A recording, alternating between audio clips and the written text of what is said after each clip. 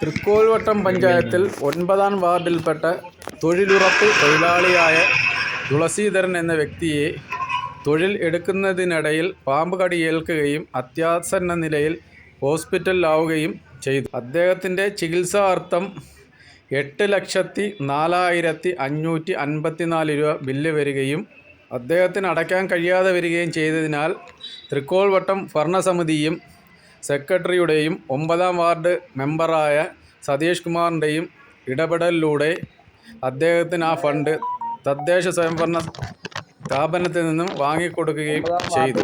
ഇന്ന് പഞ്ചായത്ത് അങ്കണത്തിൽ വെച്ച് നടന്ന പരിപാടിയിൽ ഫണ്ട് തുളസീധരൻ കഴിഞ്ഞ 4 മാസങ്ങൾക്ക് കാലയളവ് മുമ്പ് തൊഴിൽ ചെയ്തുകൊണ്ടിരിക്കെ പാമ്പ് കടിയേറ്റതിൻ്റെ അടിസ്ഥാനത്തിൽ അദ്ദേഹത്തെ ആദ്യം തന്നെ നമ്മൾ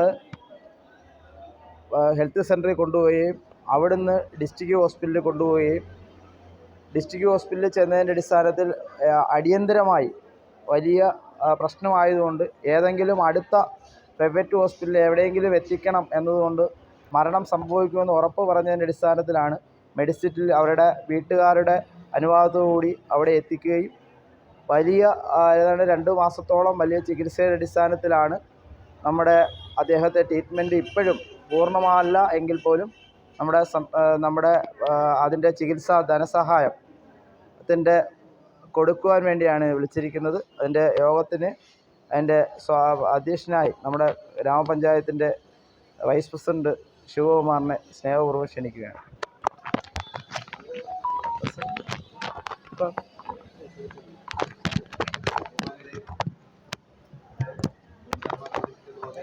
മാസങ്ങൾക്ക് മുമ്പ് വളരെ ഗുരുതരമായ ഒരവസ്ഥയിൽ നിന്നും ജീവിതത്തിലേക്ക് തിരിച്ചു വന്നെത്തിയിട്ടുള്ള 9-ാം വാർഡിലെ തൊഴിലുറപ്പ് തൊഴിലാളിയായിട്ടുള്ള തുളസി അണ്ണന് നമ്മൾ ആ ധനസഹായം കൈമാറുന്നൊരു ചടങ്ങാണ് ഇന്നിവിടെ നടക്കുന്നത്.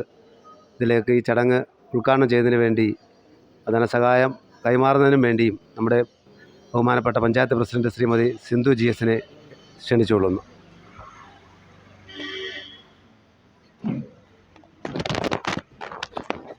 യോഗത്തിൻ്റെ അധ്യക്ഷൻ വൈസ് പ്രസിഡന്റ് ശ്രീ ശിവകുമാർ, അതോടൊപ്പം ഇവിടെ സന്നിഹിതരായിട്ടുള്ള ബഹുമാന്യരായ ജനപ്രതിനിധികൾ, പഞ്ചായത്ത് സെക്രട്ടറി, AS ഉൾപ്പെടെയുള്ള ജീവനക്കാർ, എല്ലാവർക്കും നമസ്കാരം. നമുക്കറിയാം, നമ്മൾ കഴിഞ്ഞ കുറച്ച് മാസങ്ങളായി ഈ 9-ാം വാർഡിലെ തൊഴിലുറപ്പ് തൊഴിലാളിയെ പാമ്പ് കടിച്ച് ഹോസ്പിറ്റലിൽ അഡ്മിറ്റ് ചെയ്ത് വലിയ ചികിത്സാ ചെലവായതിൻ്റെ ഭാഗമായിട്ട് ഞങ്ങളെല്ലാവരും പഞ്ചായത്ത് ഭരണസമിതി ആകെ ഒരു പ്രതിസന്ധിയിലായിരുന്നു. കാരണം ഈ തുക എങ്ങനെ കൈമാറാൻ കഴിയും എന്ന ഒരു ആശങ്കയിലായിരുന്നു. കാരണം അത്യാവശ്യമായി പാമ്പ് കടി ഏറ്റതായതുകൊണ്ട് പ്രാഥമിക ശുശ്രൂഷ നൽകുന്നതിന് വേണ്ടിയിട്ട് നമ്മുടെ പാലമുക്ക് കുടുംബാരോഗ്യ കേന്ദ്രം എത്തിച്ചു. അതിനുശേഷം എത്രയും പെട്ടെന്ന് ജില്ലാ ഹോസ്പിറ്റലിൽ എത്തിക്കാൻ പറഞ്ഞു. അവിടെ എത്തിയപ്പോഴും അവിടെ ഒരു വെന്റിലേറ്റർ സൗകര്യമുള്ള ഹോസ്പിറ്റലിലേക്ക് എത്തിക്കണം എന്ന ഡോക്ടർമാരുടെ നിർദ്ദേശപ്രകാരവും ആ കുടുംബത്തോട് ആലോചിച്ചതിന് ശേഷം നമ്മൾ മെഡിസിറ്റിയിൽ അഡ്മിറ്റ് ചെയ്യുകയും ഒരു 1.5 മാസത്തോളം അദ്ദേഹം വെന്റിലേറ്ററിൽ കിടക്കുകയും വളരെ ആശങ്കാജനകമായ ഒരു സാഹചര്യത്തിൽ നിന്ന് അദ്ദേഹത്തെ ആ വിദഗ്ധമായ ചികിത്സയിലൂടെ തിരിച്ച് ജീവിതത്തിലേക്ക് കൊണ്ടെത്തിക്കാൻ കഴിഞ്ഞു. അപ്പോൾ ആ കുടുംബം സാധാരണക്കാരായ കുടുംബമാണ്. സാമ്പത്തികമായി വളരെ ബുദ്ധിമുട്ട് അനുഭവിക്കുന്ന കുടുംബത്തെ എത്തരത്തിലും സഹായിക്കണം എന്ന പഞ്ചായത്ത് ഭരണസമിതി ഒന്നടങ്കം ആലോചിച്ചു.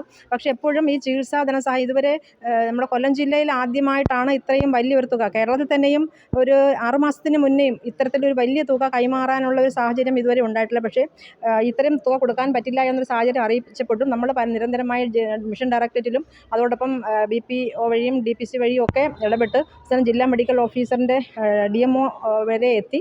അപ്പോൾ അതിനുശേഷം ഞങ്ങൾ കുടുംബത്തിൻ്റെ അവസ്ഥ പറഞ്ഞു. മറ്റൊരു വസ്തുവിൻ്റെ പ്രമാണം വാങ്ങി ഹോസ്പിറ്റലിൽ കൊണ്ടുവച്ചിട്ടാണ് അവർ ആ രോഗിയെ ഡിസ്ചാർജ് ചെയ്തുകൊണ്ട് പോയത്. അപ്പം അവരെ സഹായിക്കേണ്ട ഒരു ആവശ്യം നമ്മുടേതായിട്ടുള്ള ഭരണസമിതിയുടെ പഞ്ചായത്തിൻ്റെതായിട്ടുള്ള ആവശ്യമുണ്ട്. അപ്പോൾ നമ്മൾ ഇടപെട്ടതിന് പ്രകാരം ആ ചികിത്സാ ചെലവുള്ള ഫുൾ എമൗണ്ടും, അതായത് 8,04,548 രൂപ ആ കുടുംബത്തിന് കൈമാറാനായിട്ട് നമ്മൾ ഇടപെടലിലൂടെ നമുക്ക് സാധിച്ചു. അതിൽ വളരെ അഭിമാനമുണ്ട്. നമ്മുടെ കേരളത്തിൽ ആദ്യമായിട്ടായിരിക്കാം ഇത്രയും വലിയൊരു തുക ഒരു തൊഴിലുറപ്പ് തൊഴിലാളി ഒരു വിഹിതമായി വാങ്ങുന്നത് എന്ന ഒരു ആശ്വാസവും നമുക്കുണ്ട്. നമുക്കത് കൊടുക്കാൻ കഴിയുന്നതിലുള്ള അഭിമാനവും ഉള്ളതുകൊണ്ട് നിർത്തുന്നു. നന്ദി. 2 വാക്ക് സംസാരിക്കുന്നതിന് വേണ്ടി സെക്രട്ടറിയെ കൂടെ ക്ഷണിച്ചുകൊള്ളുന്നു.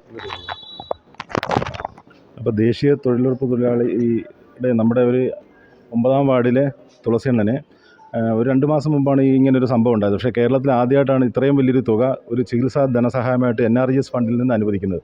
അപ്പോൾ അത്തരത്തിൽ അനുവദിക്കപ്പെടാത്തത് കൊണ്ട്, മുൻകാലങ്ങളിൽ അങ്ങനെ ഒരു അനുഭവം ഇല്ലാത്തതുകൊണ്ട് ഈ തുക അനുവദിക്കാൻ കുറച്ച് ഭരണസമിതി വളരെയേറെ കഷ്ടപ്പെട്ടിട്ടുണ്ട്. അക്കാര്യത്തിൽ ഭരണസമിതിയോട് പ്രത്യേകം നന്ദി രേഖപ്പെടുത്തുന്നു. തുടർന്ന് ഇത്തരത്തിലുള്ള പ്രവർത്തനങ്ങൾ ഭരണസമിതിക്ക് നേതൃത്വം നൽകാൻ കഴിയട്ടെ എന്ന് ആശംസിക്കുന്നു.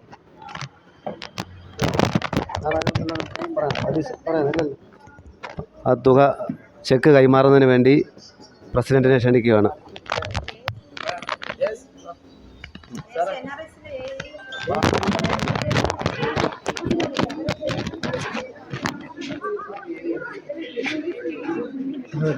ഞാൻ അയച്ചു തരാം. നമ്പർ വാട്സാപ്പിൽ വിട്ടാൽ മതി കേട്ടോ.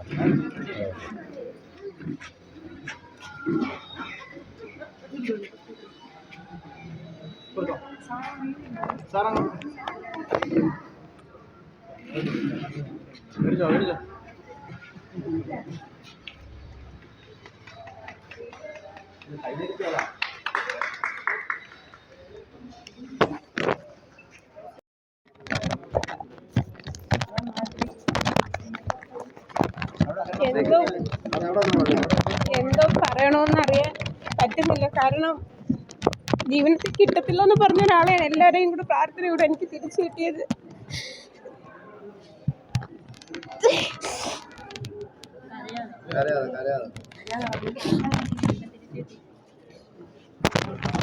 ഒരു പുനർജന്മമെന്ന് പറഞ്ഞ് ആശ്വസിക്കും. അത്രയും പറയാൻ പറ്റുന്നുള്ളൂ. പിന്നെ എല്ലാവരെയും പ്രാർത്ഥന സഹായം ഒരുപാട് എനിക്കുണ്ടായിരുന്നു.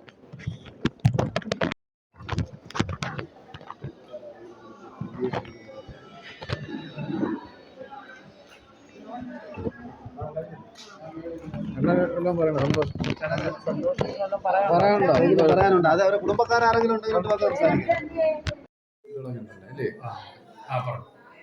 തൃക്കോട്ടം ഗ്രാമപഞ്ചായത്തിലെ 9ാം വാർഡിലെ തൊഴിലുറപ്പ് തൊഴിലാളിയായ ശ്രീ തുളസീധരനെ കഴിഞ്ഞ 3 മാസങ്ങൾക്ക് മുമ്പേ പാമ്പുകടി ഏരിയയിൽ നമ്മൾ അടിയന്തര സാഹചര്യത്തിൽ നമുക്ക് ജില്ലാ ഹോസ്പിറ്റലുകളുടെ നിർദ്ദേശപ്രകാരം വെന്റിലേറ്റർ സൗകര്യമുള്ള ഒരു ഹോസ്പിറ്റലിലേക്ക് മാറ്റേണ്ടി വന്നു. അപ്പം ജീവൻ രക്ഷിക്കാൻ വേണ്ടി നമുക്ക് പെട്ടെന്ന് കുടുംബത്തോട് ആലോചിച്ചതിന് ശേഷം മെഡിസിറ്റിയിൽ അഡ്മിറ്റ് ചെയ്തു.